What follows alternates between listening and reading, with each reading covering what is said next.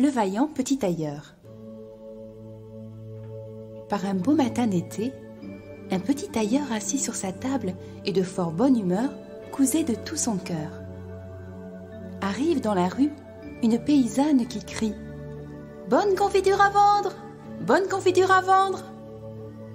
Le petit tailleur entendit ces paroles avec plaisir. Il passa sa tête délicate par la fenêtre et dit « Venez ici, chère madame. » La femme grimpa les 3 marches avec son lourd panier et le tailleur lui fit déballer tous ses pots. Il les examina, les tint en l'air, les renifla et finalement déclara « Cette confiture me semble bonne. Pesez-moi donc une demi-once, chère madame. Même s'il y en a moins, ça ne fera rien. » La femme, qui avait espéré trouver un bon client, lui donna ce qu'il demandait, mais s'en alla bien fâchée en grognant.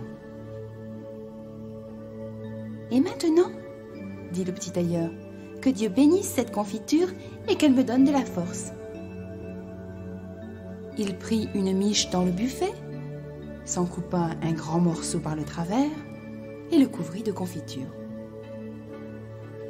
« Ça ne sera pas mauvais, dit-il. Mais avant d'y mettre les dents, il faut que je termine ce pourpoint. »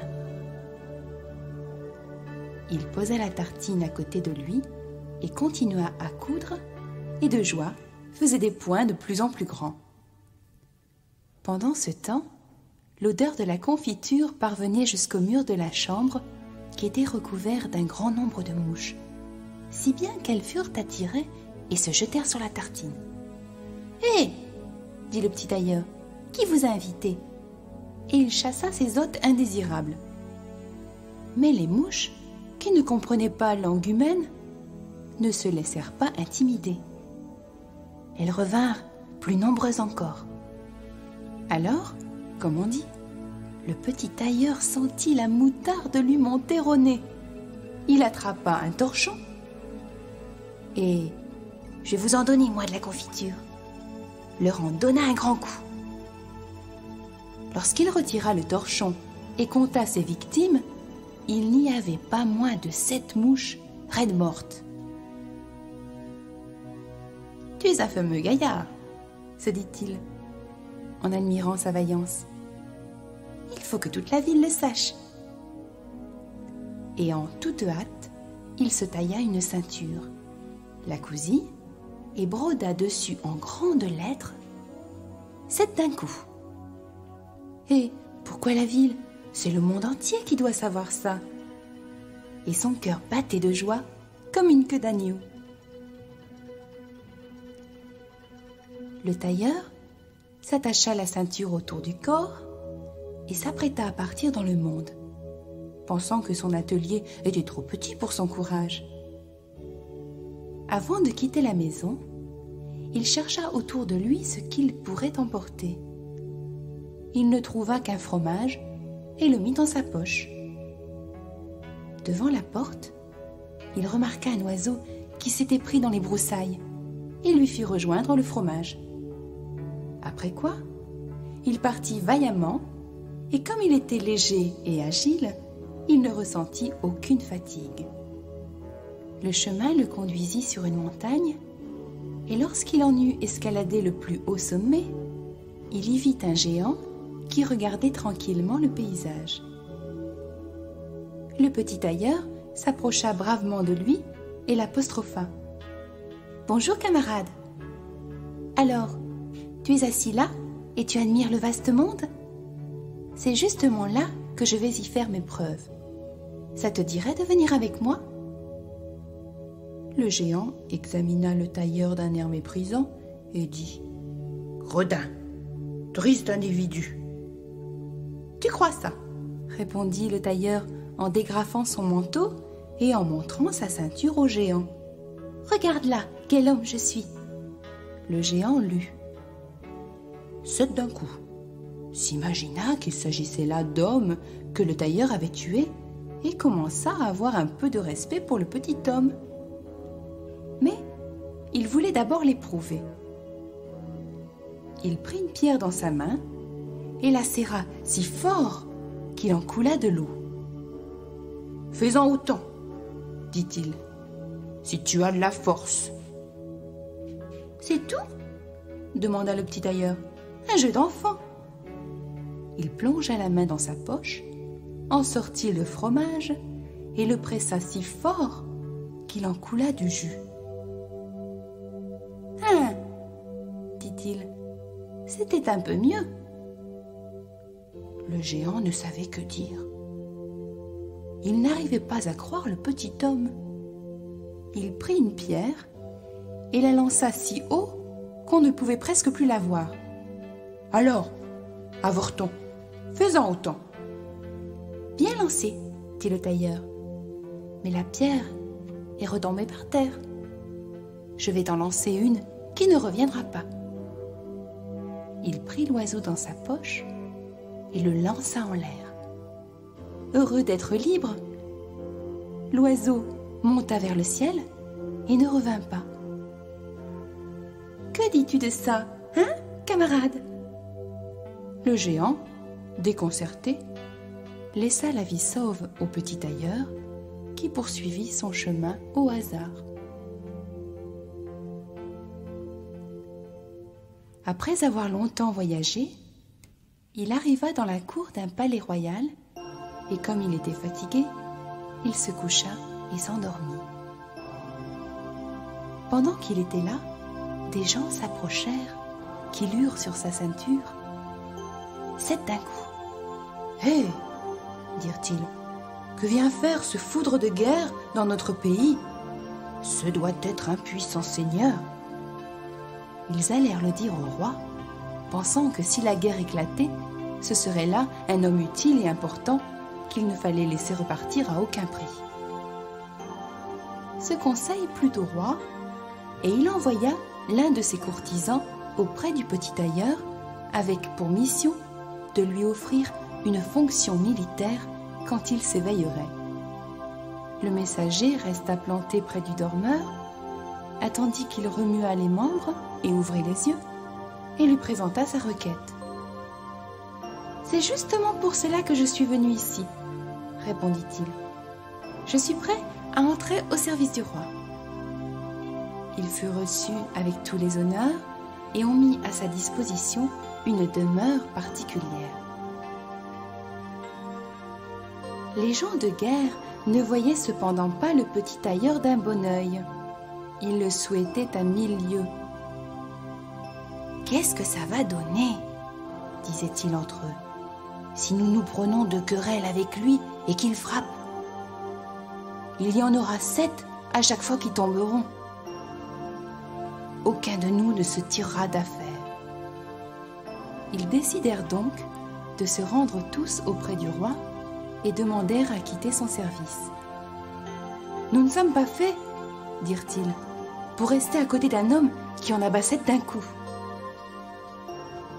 Le roi était triste de perdre, à cause d'un seul, ses meilleurs serviteurs. Il aurait souhaité ne l'avoir jamais vu et aurait bien voulu qu'il repartît. Mais il n'osait pas lui donner son congé parce qu'il aurait pu le tuer, lui, et tout son monde, et prendre sa place sur le trône. Il hésita longtemps. Finalement, il eut une idée. Il fit dire au petit tailleur que parce qu'il était un si grand foudre de guerre, il voulait bien lui faire une proposition. Dans une forêt de son pays, habitaient 2 géants qui causaient de gros ravages, pillaient, tuaient, mettaient tout à feu et à sang. Personne ne pouvait les approcher sans mettre sa vie en péril. S'il les vainquait et qu'il les tuât, il lui donnerait sa fille unique en mariage et la moitié de son royaume en dot. 100 cavaliers l'accompagneraient et lui prêteraient secours. Voilà qui convient à un homme comme moi, songea le petit tailleur. Une jolie princesse et la moitié d'un royaume, ça ne se trouve pas tous les jours. Oui, fut donc sa réponse. Je viendrai bien à bout des géants et je n'ai pas besoin de 100 cavaliers. Celui qui en tue 7 d'un coup n'a rien à craindre quand il n'y en a que 2. Le petit tailleur prit la route et les 100 cavaliers le suivaient. Quand il arriva à l'orée de la forêt, il dit à ses compagnons: « Restez ici, je viendrai bien tout seul à bout des géants. » Il s'enfonça dans la forêt en regardant à droite et à gauche. Et au bout d'un moment, il aperçut les 2 géants. Ils étaient couchés sous un arbre et dormaient en ronflant si fort que les branches en bougeaient. Pas paresseux, le petit tailleur remplit ses poches de cailloux et grimpa dans l'arbre. Quand il fut à mi-hauteur, il se glissa le long d'une branche jusqu'à se trouver exactement au-dessus des dormeurs et fit tomber sur la poitrine de l'un des géants une pierre après l'autre. Longtemps, le géant ne sentit rien.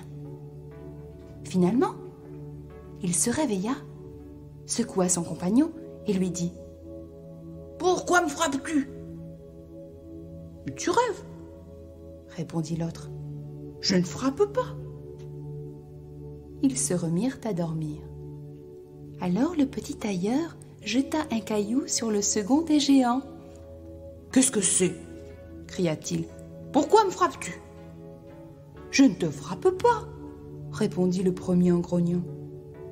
Ils se querellèrent un instant, mais comme ils étaient fatigués, ils cessèrent et se rendormirent.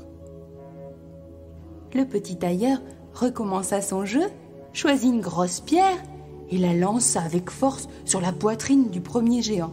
« C'est trop fort !» s'écria celui-ci. Il bondit comme un fou et jeta son compagnon contre l'arbre si fort que celui-ci en fut ébranlé. Le second lui rendit la monnaie de sa pièce et ils entrèrent dans une telle colère qu'ils arrachaient des arbres pour s'en frapper l'un l'autre.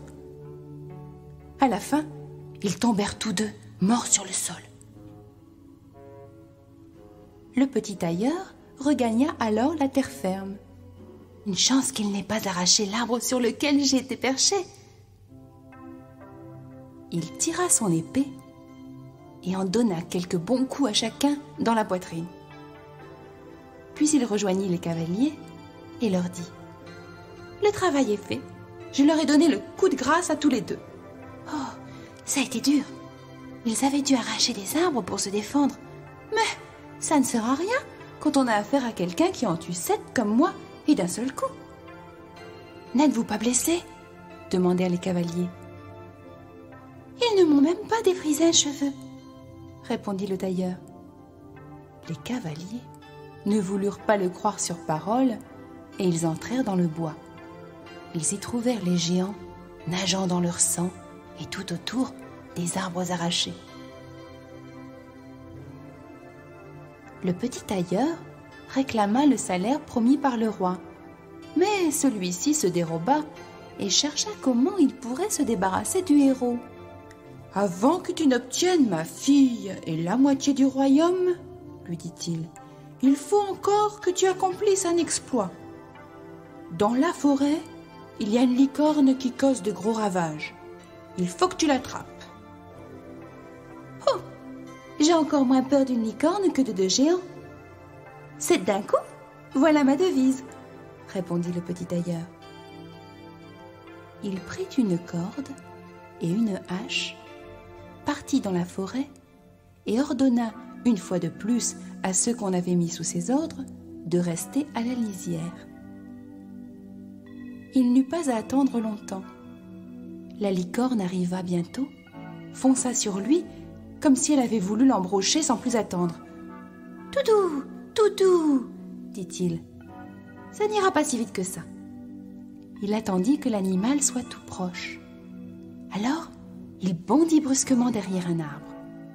La licorne courut à toute vitesse contre l'arbre et enfonça sa corne si profondément dans le tronc qu'elle fut incapable de l'en retirer. Elle était prise. « Je tiens le petit oiseau !» dit le tailleur.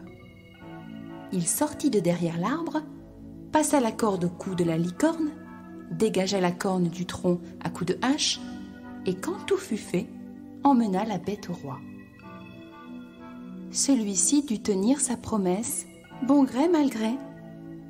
Il donna au petit tailleur sa fille et la moitié de son royaume. Et s'il avait su qu'il avait devant lui non un foudre de guerre, mais un petit tailleur, l'affaire lui serait restée encore bien plus sur le cœur.